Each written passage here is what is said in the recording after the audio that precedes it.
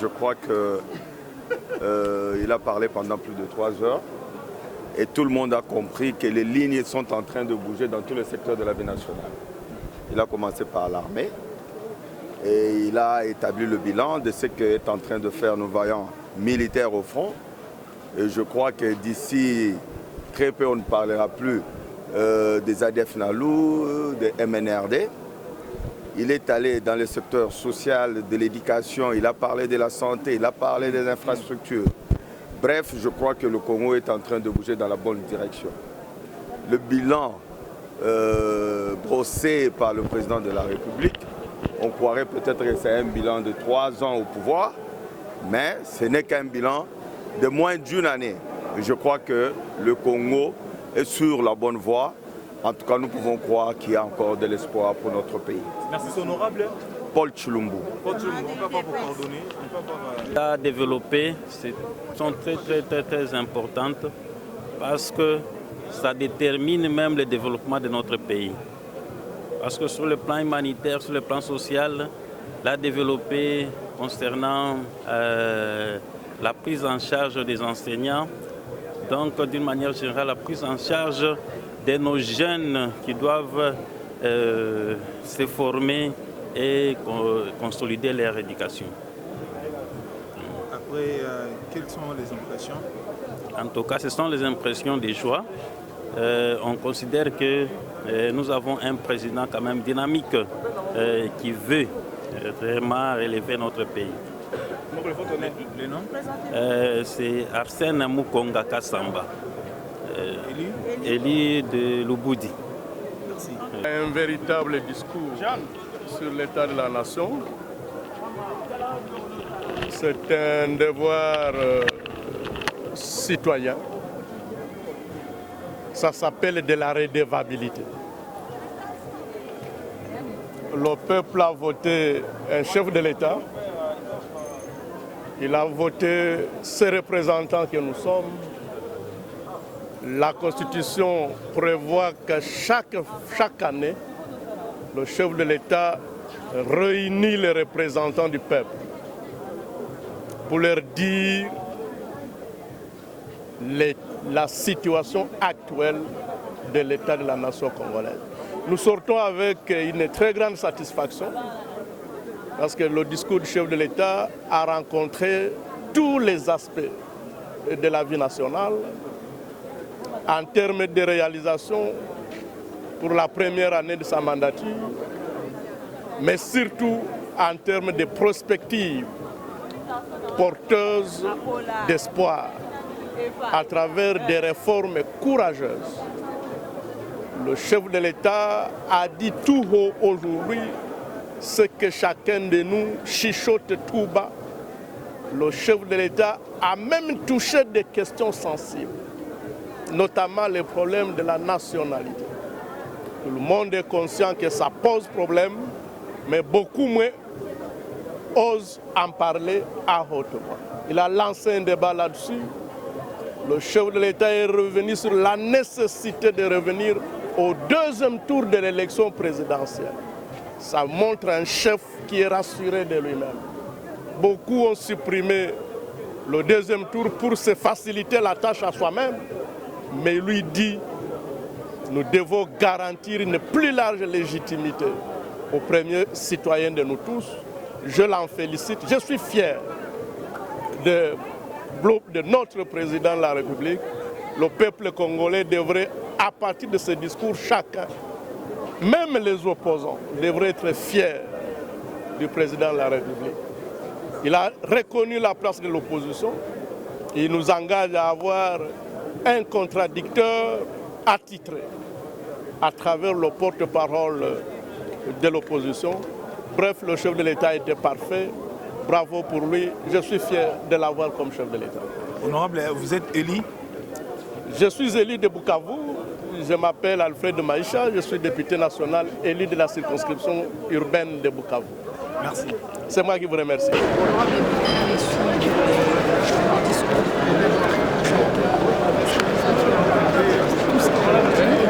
Vous savez qu'il a fait un discours de 2 heures. Alors je ne sais pas vous citer ce qu'il a raconté, mais c'était un discours musclé.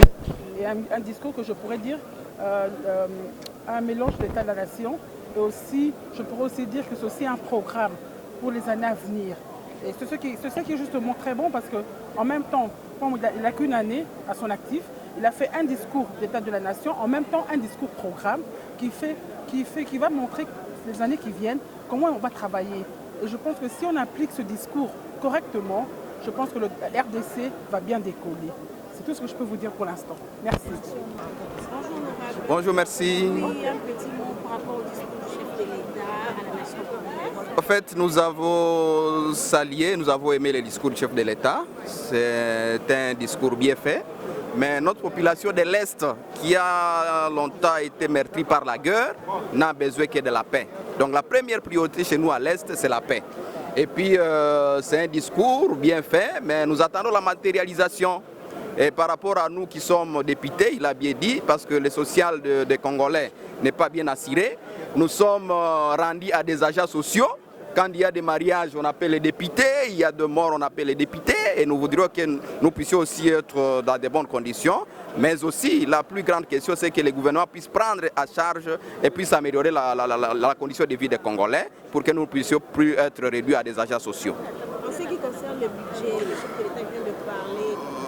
Le budget, comme vous le savez, nous avons voté un budget de 10 milliards, c'est un beau budget, mais compte tenu d'un pays continent, moi j'estime qu'il faut que nous puissions encore aller au-delà, mais c'est une première expérience. Nous voudrions qu'ils puissent prendre toutes les mesures pour qu'il n'y ait pas de coulage de recettes et que aussi on puisse sanctionner ceux qui seront trempés dans la corruption, pour que finalement toutes les recettes soient bien canalisées et que les pays soient dans de bonnes conditions et la population puisse se retrouver.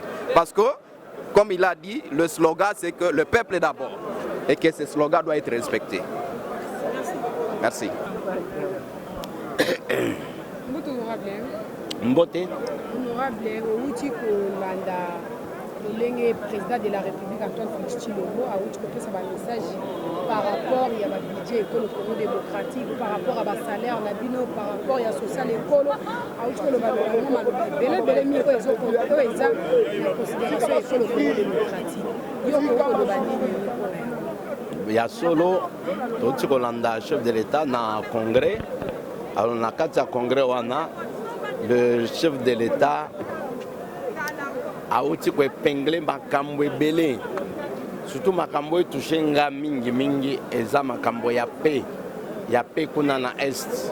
Bandeko ya est baza bakongole lokola biso, on dirait oza na ndako, so boza na ndako oza na bana mibale bazobela o bamosusu baza bien. Moi au fête anniversaire na yo kozala bien te malamu te feti wana. Raison pour laquelle Tango a épinglé makambo wana des soucis ya ba député nyonso, ya ba collègue nyonso. Pacification ya est ya bandeko na biso ya Beni. Alors lokola ebisi biso ke si azui ba dispositif moko boye asali ba permutation ya ba officier. Alors soki makambo wana esimbi penza et que tomoni ke pe ezongi na est wana tokopesa ye coup de chapeau akozwa ba félicitations ya ndenge na ndenge wana eza premier point oyo etouchenga mingi, donc ya paix ya est puisque Congo eza eloko moko soki na nzoto ozoyoka pasi quelque part soki na makolo soki nini okotambola bien te, toza na pasi kuna na est. Alors c'est pour cela point wana ya est etouchenga mingi. Nakanisi eza parmi ba point moko très important otaki koyebisa biso mpona ba point mosusu. En tout cas auti ko épingler ba point ya ba ministère presque nyonso, ministère nyonso. Et puis mpona makambo etali budget j'étais satisfait parce que ye pe auti ko épinglé que 10 milliards auti ko proposer biso pour le budget 2020 et ça 10 000 milliards bamusu bazolo bato kate mais ya lobi to roka ngape na lobi to parce que mbongo eza toza na mbongo wana bitumba monene za makambo ya nini ya corruption na ba détournement courage ya ba mbongo tout ça. Alors lokola lobi que ye pa kotia miso mingi na lutte contre la corruption na kanisi makambo nyonso kobongama nde ba point monene o ngana otai ko retenir o makambo mosusu eza ba programme to salaka ba président nyonso ba salaka on a même atali porte-parole ya opposition to ki chef de l'État alobeli yango oyo porte na bino pona makambo etali porte-parole makambo wana eko salama na parlement. Alors de ce côté-là, toujours senga na parlement, batia bakamba ba sentiment te. Parlement na ndenge toza na présidente Janine Mabunda, aza président parce qu'auti na majorité parlementaire. Donc tolanda ki problème ya poids politique. Alors pour l'opposition, s'il faut baper ça responsabilité, choisir porte-parole. Il faut balander la makambo ya poids politique. Parce que même Premier ministre a aussi la majorité. Donc, le schéma est exaté. Mais ceux qui s'engagent pour ça, la makambo, ils ont un schéma, ils ont appliqué la législature, ils ont sauté, ils ont balandé, donc, wana tokoloba ke parlement na biso ezosala na ba visé moko mosusu. Je crois que c'est simple balandela ba pesa na opposition, batala na opposition, leader ninyo azana point numérique azana ba député ebele. Ba pesa na leader wana responsabilité à porter parole. Voilà point très bas makambo mosusu c'est kozalate. Et ça va encourager les gens ya kosala mosala il y a quoi améliorer façon que ça la mosala. Il ne faudrait pas que oya ozaka na député moko mais olingioza ozwa responsabilité ya ko gérer ba député nyonso. Non te wana te donc balandela ba instruction awa aussi to arrêter likambo ya poids politique, poids numérique, il y a parti na kanisi au sein de l'opposition tozala ba leader bazana ba député belé. Donc c'est très simple pour notre campagne. Merci. Vous avez suivi avec attention l'excellent discours du chef de l'État à l'État de la Nation. Qu'est-ce que vous pouvez retenir de votre part pour commencer? Merci beaucoup. J'ai retenu du discours du chef de l'État beaucoup de choses. J'aimerais ici insister sur l'aspect qui me paraît le plus démocratique. C'est là où il a évoqué la désignation du porte-parole de l'opposition. Et là, il a martelé que les différentes composantes de notre opposition doivent travailler assez rapidement pour qu'il y ait un porte-parole de l'opposition parce que de toutes les façons, à ce moment-là, le gouvernement, la coalition aura un contradicteur et notre démocratie en gagnera beaucoup. Voilà, j'ai trouvé que c'est très très démocratique, ce passage-là de son discours. Il y a aussi le volet où il a insisté sur la justice dans notre pays. Et là, il a souligné que même les plus faibles doivent être protégés par la justice. Et sous cet aspect-là, il a évoqué aussi la lutte contre la corruption. Et à ce niveau-là, je pense que le président de la République a un conseiller spécial chargé de la bonne gouvernance, de la lutte contre la corruption et de la lutte contre le terrorisme et le blanchiment d'argent. C'est un collaborateur aux compétences et expériences avérées. Je pense que cet homme, pour ne pas le citer, le professeur Luzo Lobambilesa, aidera fortement les chefs de l'État à parvenir à la bonne lutte contre la corruption. le président, pour finir, a dit beaucoup de bonnes choses. Je pense que vous êtes journaliste.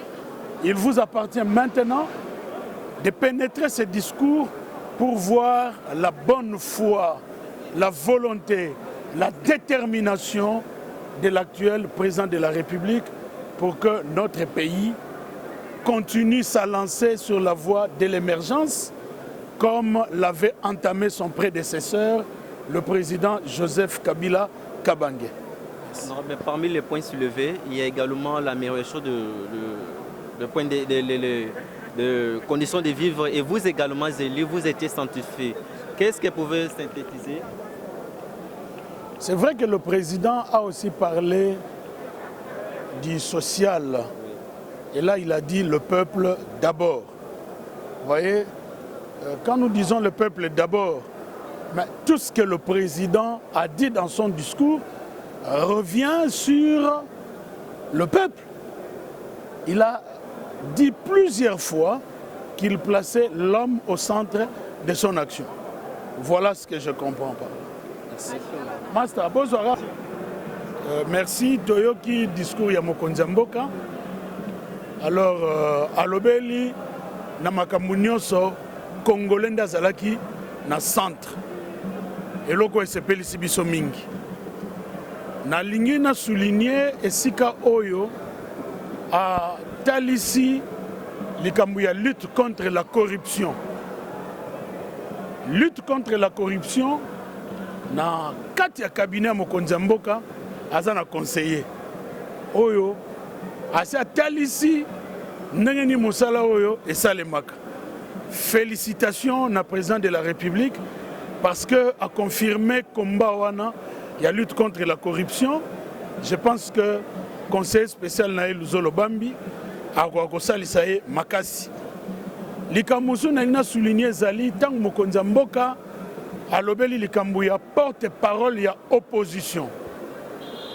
Alobi esengeli opposition za na porte-parole. Pour porte-parole wana musala na ye ekozala ko contredire action ya coalition. Pe démocratie na biso ko gagner mingi.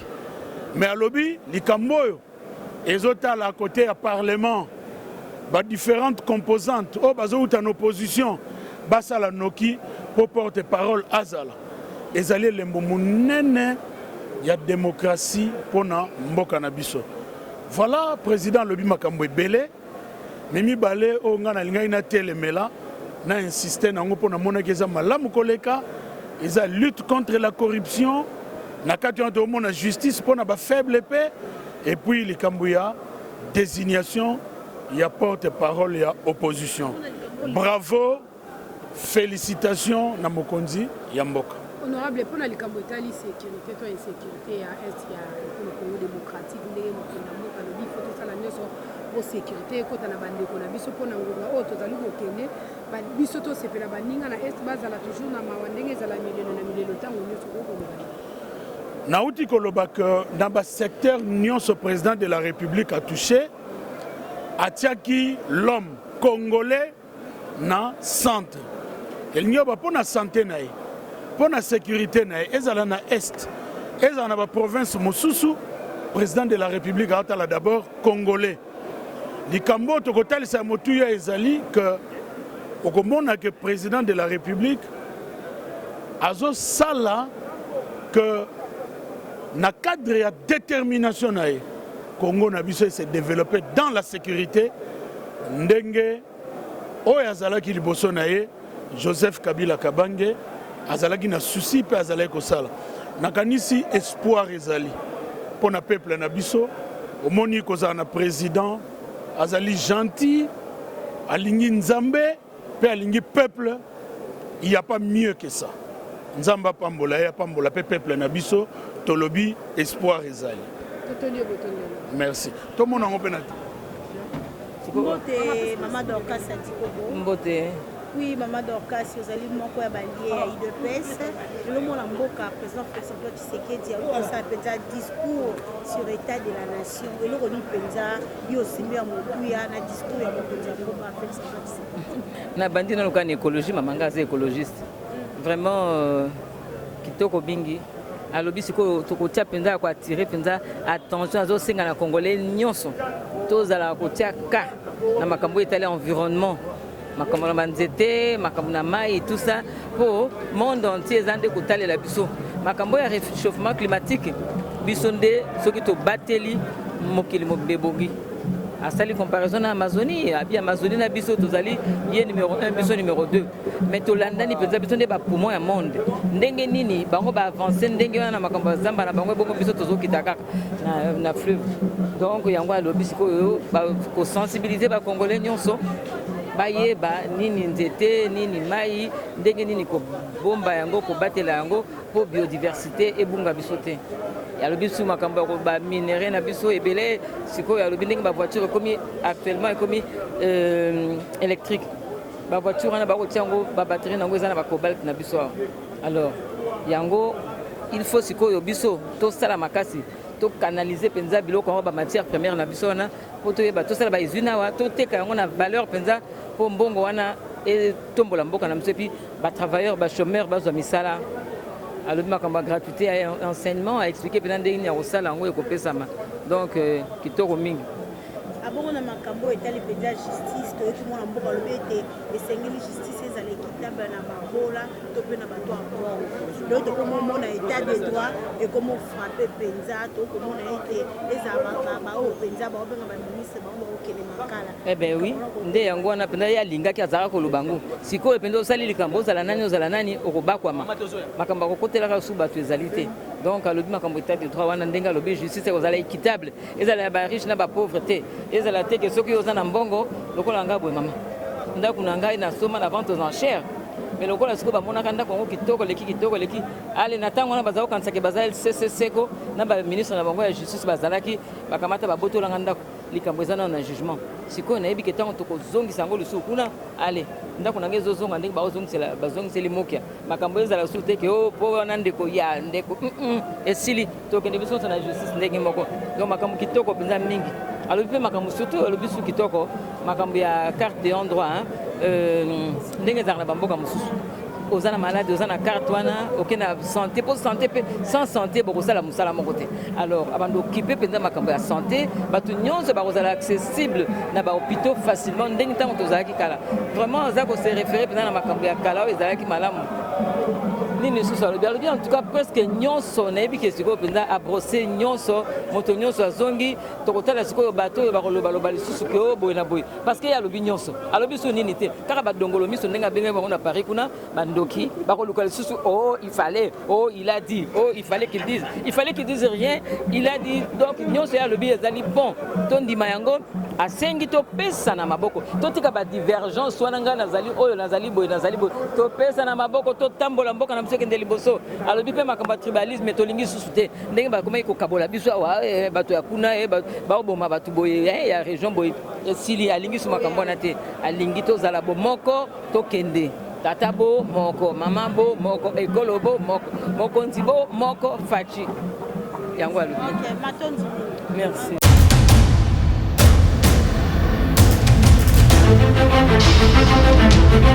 Audio Jungle.